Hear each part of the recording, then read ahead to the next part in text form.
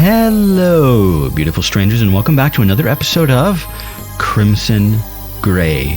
When last we left off, we were alone after an unfortunate incident at the fairground. But that's in the past. That was another life. That was another us. Now we're gonna make our way down towards another ending, and skip along. So I'm gonna smile at her. So out of curiosity, how's everybody doing? I'm okay overall. I'm gonna leave a note. You'll be better. I took a bit of a nap a bit ago, like a couple hours ago, like later than I normally would take a nap. Cautiously say yes. Like I got up at like 7 or 6:55 or something like that. Maybe 6:50, and it was before 7 because it was before an alarm went off.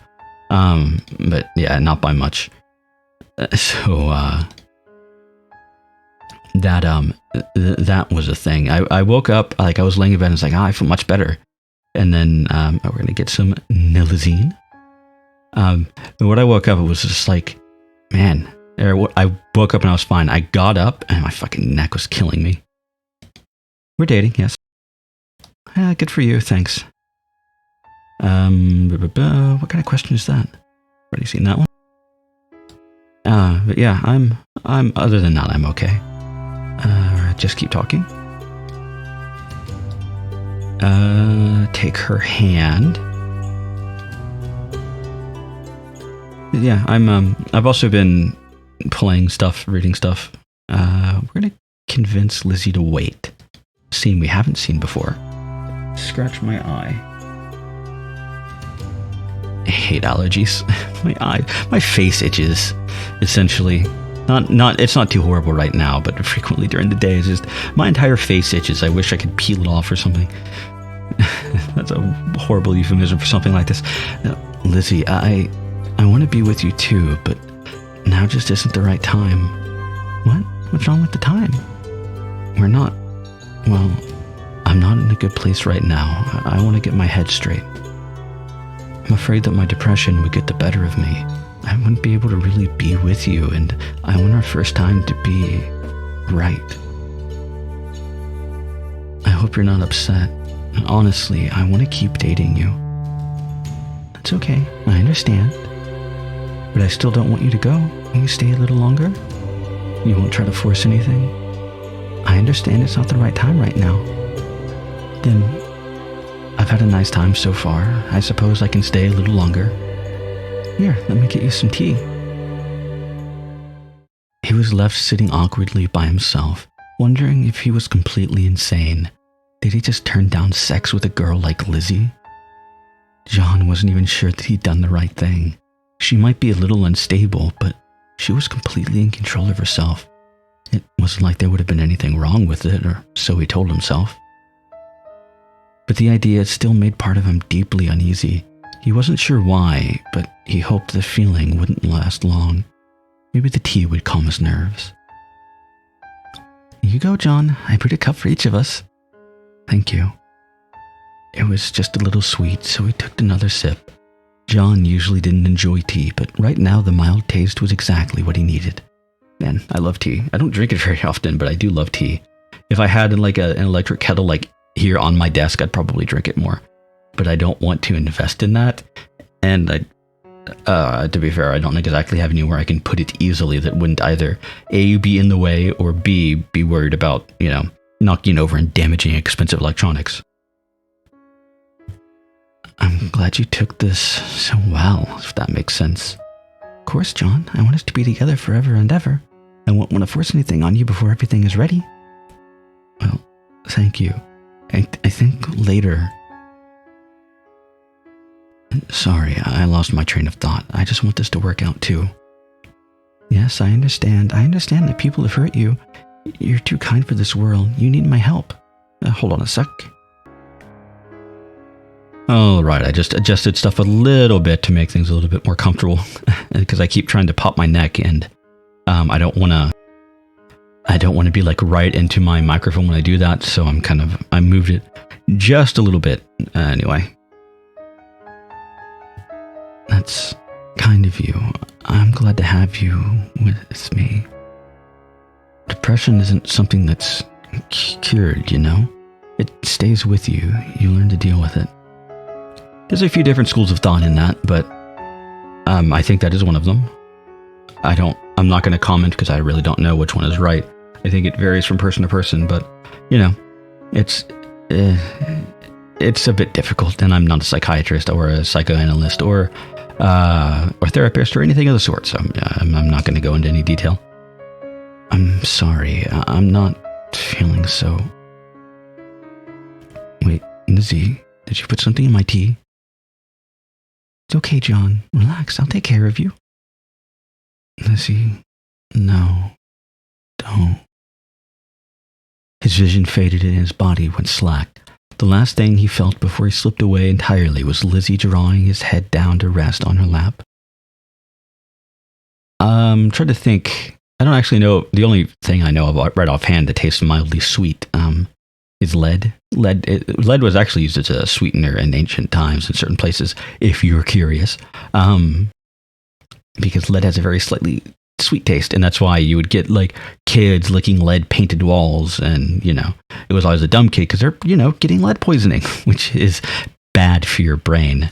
I also know that cyanide basically tastes of almond, but that's neither here nor there. Anyway, our kitten is sniffing my feet, and I'm not sure why. John woke to the feeling of something light on his wrists. At first, he thought he must be tangled in the sheets, but when he tried to move his head back, they were stuck. We're gone now.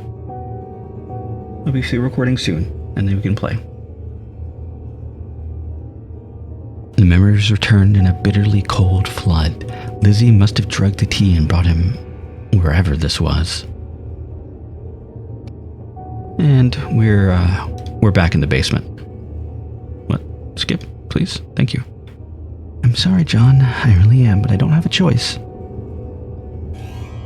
You're so kind. Too kind. I wish you could understand how much I need you. I have to make you understand. What? What are you gonna do to me? Don't be afraid, John. Everything's gonna be alright. I'm completely empty. There's nothing inside me. There's never been anything inside me. The emptiness craves something. God, the urge to make dirty jokes is strong. That is strong. I didn't understand what I needed for years, and eventually I realized that I needed a person, a specific person. But I didn't know who. Occasionally there would be a flicker of feeling. I'd watch someone for a while, but they were never what I needed. Nothing actually mattered. Until I met you. Lizzie, Hush, let me finish. Bit my tongue. Yeah. For so long, I could barely even bear to look at you. The feelings were too intense, and then I couldn't bring myself to talk to you. I was afraid it would all just disappear. But the feelings didn't go away. They got stronger. You were made for me, John. You need to understand that. I love you. I love you. I love you. I love you. I love you. I love you. I love you. Lizzie, I want you to feel that way about me, but not like this. You're not well. You don't mean that. John doesn't mean that. I want to be different. Be a girl you could like easily. I tried. But I'm not. I'm empty. I'll be empty until you finally fill that emptiness. Resisting the urge. Kidnapping and raping me isn't going to get you what you want, Lizzie. Oh, no. I would never do that. You were right before. It's too early for us to do that. Our first time, I wanted to be perfect. Perfect in every way. Then why am I tied to a chair? You're sick too, John. You don't understand how much I love you. I have to make you understand. Stay here. Try to get comfortable. You have days and days to understand. Days and days. John recalled that they were going into a full week of investigation. You can tell what's on my mind. I'm Morgana. You're going to get into things, aren't you? Yeah, kind of figure. You really want to play. I'll be done soon. That meant she could keep him here for a full 9 days before they had to return to school. That was no accident. Lizzie might be unstable, but her mind was disturbingly clear. She planned this, maybe before even asking him out on the date. His heart ached. John couldn't understand the way her mind worked, but she was obviously in great pain. In fact, the way she had spoken, it almost reminded him of his own depression. That brought to mind an old lesson, one that he learned with a therapist before Miss Smith. His depression explained why he lashed out at those close to him, but it didn't excuse it. People around him could choose to suffer through it voluntarily, but that was their decision. Was this something that he could help Lizzie get through? Did he want to? As he looked around the basement, he saw a lot of heavy tools. Some of the hammers and knives looked as if they'd been used. John slipped against the ropes binding him to the chair and just wept.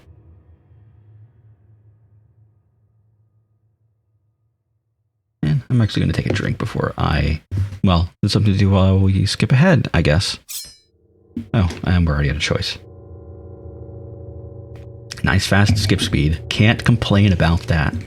Other than, accidentally taking 20 fucking minutes, or not 20, taking an extra 2 minutes to find the picture for or screen for a thumbnail that I want because I keep skipping past it. Anyway.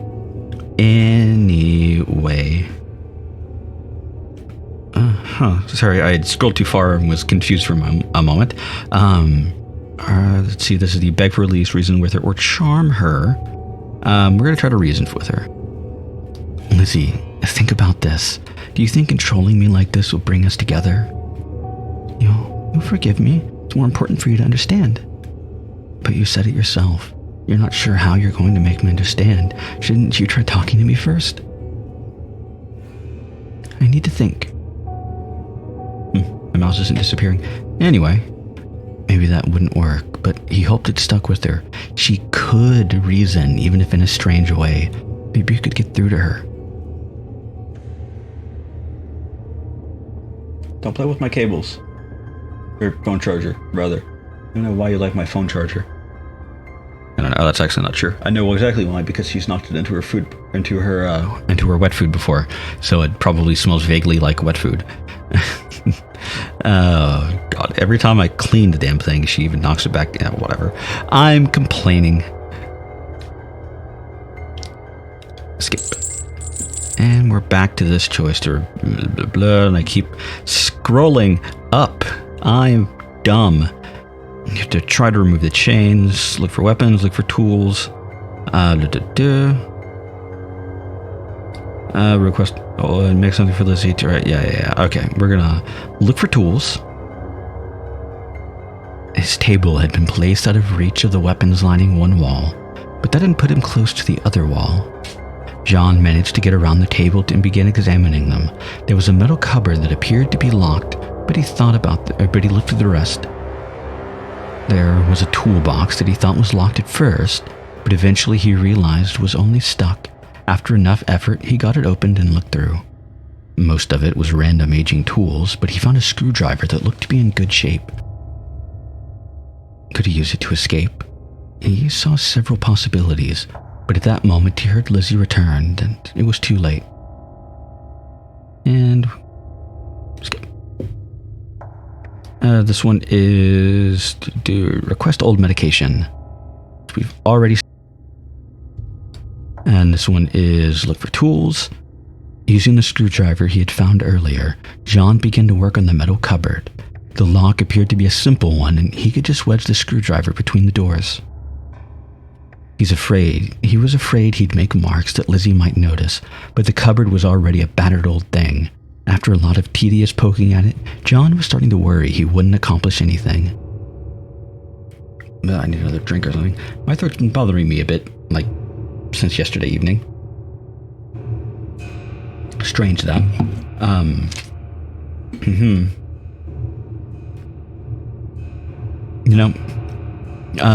With old locks like that on cupboard locks, you can actually open them pretty easily, even without having to pick them.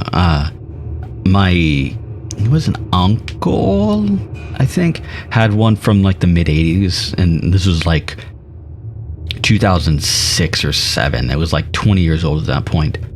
He never really locked it, but he did occasionally. It was basically, if you remembered to lock it, he would lock it, but that was pretty much it. Because he never used the tools in it. But you could actually open the lock by, I had a Swiss Army knife, and if you took out the saw part of it, it would fit into the lock just barely. And if you pushed up on the pins, and it would just turn, and you could unlock it like that. You just had to push out the pins. Didn't have to pick it or rake it or anything, or even any tension. It would just push out the pins, and it was fine. Anyway, and then, out of nowhere, he managed to budge the latch just a little. Filled with new energy, John kept jabbing at it, occasionally pushing it just a little further. Eventually, he managed to open the cupboard, and it made a painfully loud sound. But he was confident Lizzie wasn't back yet, and now he could finally see the tools inside. His first feeling was that he had wasted his effort. Most of the tools were useless things like rakes and mops. But then he spotted it leading in the back, a crowbar. It was a little old, but it looked sturdy. But though the legs of the table were metal, the joints to the top weren't strong. Maybe if he struck it with a crowbar, he could bend it a little. Well, also, it's a table. You have, use the crowbar as sort of a lever under because they're used for prying stuff, more or less. Use it as a lever because it was just, your chain is just wrapped under the table. Use it as a lever to raise the little corner of the table. And, you can, never mind. I'm thinking too much of this anyway. The idea filled him with a little hope, but he rejected trying it immediately. He'd wasted too much effort, and there would be no way to hide an action like that. He needed to escape just after Lizzie left. Instead, John replaced a crowbar, closed the cupboard, and returned to his seat, hoping the fact that it was unlocked wasn't too obvious. And Lizzie is back.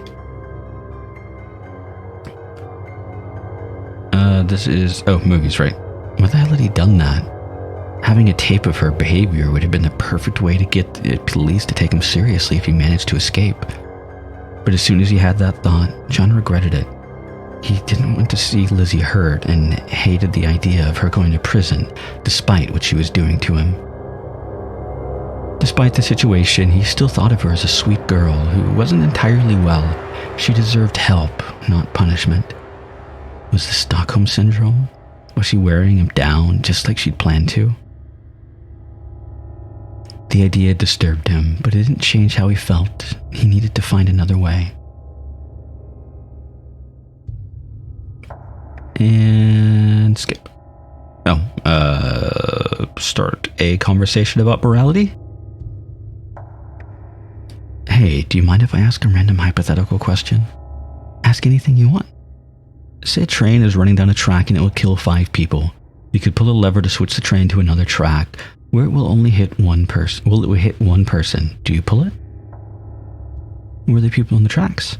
That's not supposed to matter. It's just a hypothetical. Random people, no one you know. I don't pull the lever. I would leave. He had a feeling he knew what she was going to say, but say I'm on the first track and the train is heading towards me. If the lever would make the train hit 5 other people instead, would you pull it? Yes. What if there were 10 people? The number doesn't matter to me, John. I would kill 100 people, 1,000. Then I would go to find the person who put you out on the track and kill her, and the train conductor, and everyone on the train who didn't help. If my only choice was to switch the train to come hit me, I would do it. I would do anything. Lizzie, I don't want you to kill yourself for me. Oh, you're so sweet. But no, you have to survive. I want us to both to be together forever, but if I can give you my life to save yours, it would be worth it. How would you answer that question if a teacher asked it? When I already did last year, I pretended to be flustered and said I couldn't pull the switch. So you do understand how most people view this. I'm aware of how they think, but I don't understand it. What they think doesn't really matter to me. But if I say the wrong things, people will interfere in my life, so I had to learn to say the right things. But I don't want that with you, John, at first. But I did that with you too, John, at first, because I was afraid you wouldn't love the real me. But you will, eventually, I'm sure of it. She looks so happy. That made made things a little uncomfortable for the rest of the day, but John hoped that if he ever did somehow get strapped to train tracks, Lizzie was the one nearby. You know, sometimes that's all that matters. I don't know what I'm talking about. I have no idea what I'm talking about. Ignore me. That reminds me, I've been needing to ask you. You've run out of Nilazine, right? I haven't taken it for days. Right, because I got the, yeah. Let's see. Let's make something for Lizzie, which you've already seen. And on this one, we will disagree. I'm sorry, but I don't agree with that. What? But John, I love you. Yes, but if you're convinced your love required to use that knife on me, you would do it. Oh, that's so sweet. What? If you were afraid of me, you never would have been so honest. But even with all my weapons right here, you didn't try to lie to me. Oh, John, I hope you're wrong. I would never, ever want to hurt you. But I'm so happy you said what you really think. John swallowed uncomfortably. He wasn't sure where he had expected honesty to go, but this was better than expected. That's why, the John I love, I want you to accept me just like that. You do, even though you're still worried. She wrapped her arms around his neck, still carrying the knife, and kissed him briefly on the forehead. After that, she lowered her face to his, hesitating for a moment, but in the end, pulled back without kissing him on the lips. Oh, you know how much I have no idea how much I want to do right now, but I'll wait until you trust me. Do you trust me enough to let me go? Soon, darling, soon. And, well, this is the next to last one on the escape one.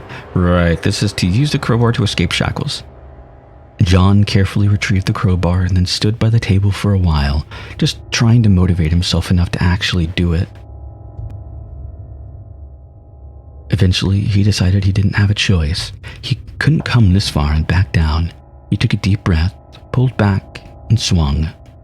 His first blow glanced off uselessly, but he nearly gave up then, but he forced himself to try again. This time, the table creaked.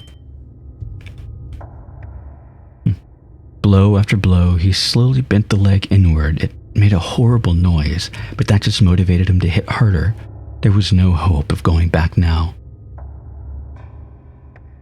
I just noticed, I don't know if it's like the perspective of the drawing. That chair looks odd. Like it's, one, really high off the ground.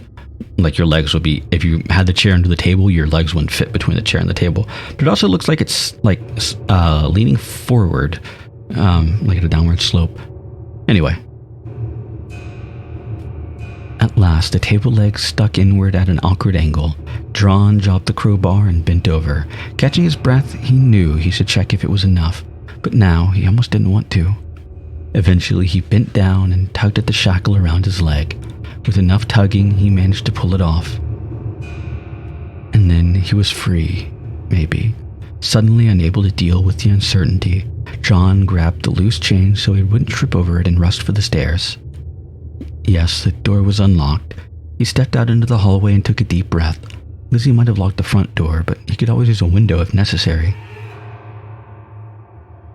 But now that he had gotten this far, John hesitated. What now? Well, do we escape? Or do we stay in the basement? I say we stay in the basement. John set the screwdriver and crowbar on the table, then repositioned his chair directly in front of the basement. When he heard Lizzie enter, he sat down facing the door, making the unhooked shackle obvious. Lizzie came down the stairs not long after, a smile on her face, and then he saw him and her expression became utterly blank. Hello, Lizzie. You stayed. I didn't have to do this. This is my fault. Lizzie, calm down. Please don't get upset. But I kidnapped you and... She was stumbling towards him, and he tensed when she reached behind her. But after pulling her knife from her waistband, she set it down on the table. I almost ruined the only thing I had. Sorry, John, I'm sorry. Sorry. The pain in her words was heartbreaking. Lizzie began to crumple, bending over with her back arched painfully. He moved to wrap his arms around her, He moved to wrap his arms around her, keep her from curling against herself. To keep her from curling against herself, I think is what was meant there. Anyway. Why are you so kind? Lizzie, I don't want to hurt you either. Please calm down. Why did you stay? Why? Because I trust you, Lizzie, and I would like to trust you more. You don't have to do anything like this. I won't leave you. I just want to be happy, to smile sweetly and say I love you, and I do love you with everything I am, but there's so much of everything. It's okay, Lizzie. Let out what you feel. I can't believe you stayed. I can't believe you're holding me. Still in his arms, Lizzie unleashed peal after peal of insane laughter. There was an unearthly quality to that made his skin crawl, but John just held on tighter and closed his eyes. Eventually, the laughter faded, and she was still there. The tension in her body had dissipated, leaving her resting against him. When she looked into his eyes, there was sweet love there, and also an intensity. He had never seen both of them in her at the same time, and it made him shiver involuntarily, but not necessarily in fear. John loves me. Yes, I do. I won't leave you. I never thought it could be like this. This is who I am. I thought I would calm down if you loved me, but now I feel so alive. I don't know what to do with these feelings. That's okay, Lizzie. I'll stay with you and we can figure it out together. Then please kiss me, John. He bent and kissed her gently. She kissed back, gently at first, but then almost viciously. He tasted blood in their kiss and wasn't sure whose it was, but he didn't pull away. The kiss was wild and unhinged. Unlike any of his fumbling romances of the past, Lizzie's fingers dug into his back and she kissed him until she had to pull back, gasping for breath. Thank you. Her eyes had softened again. He knew the intensity was still lurking underneath the picture he saw on the surface, but it no longer frightened him. He felt like he should say something, but couldn't find the words. After a moment, he realized that Lizzie had fallen asleep. After a moment of uncertainty, he decided to carry Lizzie up the stairs. She was much lighter than he expected, and he didn't have a hard time taking her to her bed and tucking her in. Lying there, she looked almost angelic. She knew she wasn't, and honestly, he didn't want her to be. John realized that he had stepped over a line, and there was no going back. For now, though, he felt emotionally wrung out. He went to the couch and fell asleep almost immediately. Good morning, John. She was right there, watching him, and when he woke up, he gave her a soft smile. Good morning, Lizzie. There's one more day before our vacation is over. Would you like to do something? Well, I think if we spent more than enough time in here, do you want to go out somewhere? Yes, I would like that. Impossibly, after all that, their date went completely normally. Lizzie seemed more relaxed than he had ever seen her, enjoying herself whether they were walking or eating or just sitting on the bus. She cast him frequent glances, but they held an intense devotion. The desperate edge he had seen there was gone. After so long in the basement, he was glad to stretch his legs and feel the sunlight. It seemed insane that all of that had really happened, but for now, he felt too much of a cathartic rush to feel any concern. When the day was finally over, they returned to her house. She didn't invite him in. Instead, they lingered at the edge of the property. John, I don't know what to say. You don't need to say anything. We can talk about it later. Then I'll see you tomorrow, okay?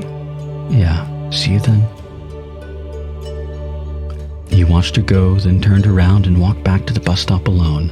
The entire ride back, he tried to think about his experiences, but couldn't even begin to grasp everything that had happened. When John got home, he found the door undamaged. The entire house didn't look so different as if it hadn't been abandoned for 9 days. No. I've already, seen this. No.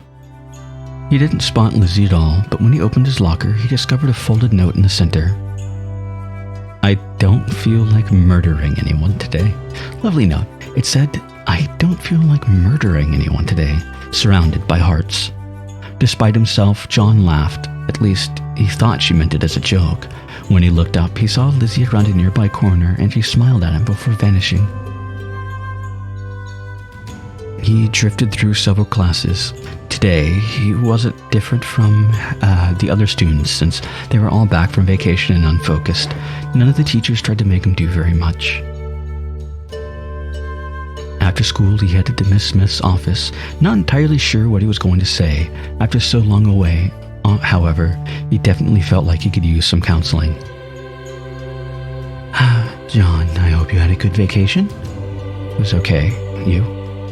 Spent the entire time working, I'm afraid. I actually tried to call you, but it seems you weren't home. Yeah, I was busy. Sorry. Oh, it's fine. I just hope you haven't lost any of our progress. Why don't you lie down and we can get started right away? He got onto the couch, but things didn't go as smoothly as usual. Miss Smith was doing her best, but he just couldn't concentrate. It didn't take a genius to know the reason. He needed to decide exactly what he was going to do. If he wanted protection from the police, this would be his best chance to ask for it secretly. Or, even if he skipped some details, Miss Smith might provide him with help of some kind. Or maybe he shouldn't tell her anything. It had all worked out for the best, hadn't it? Something on your mind, John? Let's, ask for more Paxitine. Should you have enough to last you through the entire end of the month? Well, I feel like it's not enough. Could I take a double dose? We don't recommend that. What I can do, however, is prescribe you a much stronger formulation of Paxitine. Does that sound fine? Yeah, okay. I wouldn't normally do this, but you've been responsive to the normal formulation, so hopefully this will improve your condition further. She gave him a new bottle of pills. They looked basically the same as the old ones, and even the label wasn't much different, but he would take whatever he could get. Within a week, he already felt different.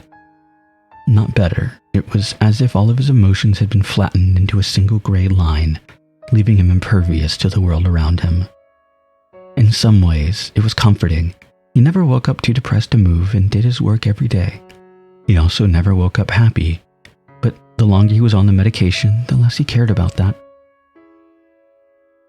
The only thing that bothered him at the beginning was that his thinking seemed to have been flattened as well. Only a trickle of mundane thoughts occupied his mind. In time, it seemed like enough. After all, it was easier to not think about what Lizzie had done with him, or done to him, or how she was acting more and more erratically now. John. You aren't the John I wanted, but you always be my John. You're not going to say anything anymore, are you? And you're going to be mine. I'll take care of you, forever. She took him away, and he walked behind her because it didn't really matter what he did. None of it mattered. He had the vague sense that they were on the run from someone, but he just stayed wherever she put him. Soon, he rarely even left his chair. Every day, she would feed him by hand, clean him with a cloth, give him a kiss at night. Eventually, even that faded away. He wasn't sure if he was alive or not, but it didn't matter. The caretaker ending. Hope glimmers stronger, another path, restart the game for a better result. Yeah. That was fun. That was an interesting little ending. A very sad ending. It actually reminds me of an ending to another visual novel, but I'm not going to go into that now because that would be spoilers for that visual novel. So I'm going to just keep that one to myself. But next time, we're going to start our way down another route. And, well, I hope to see you all there.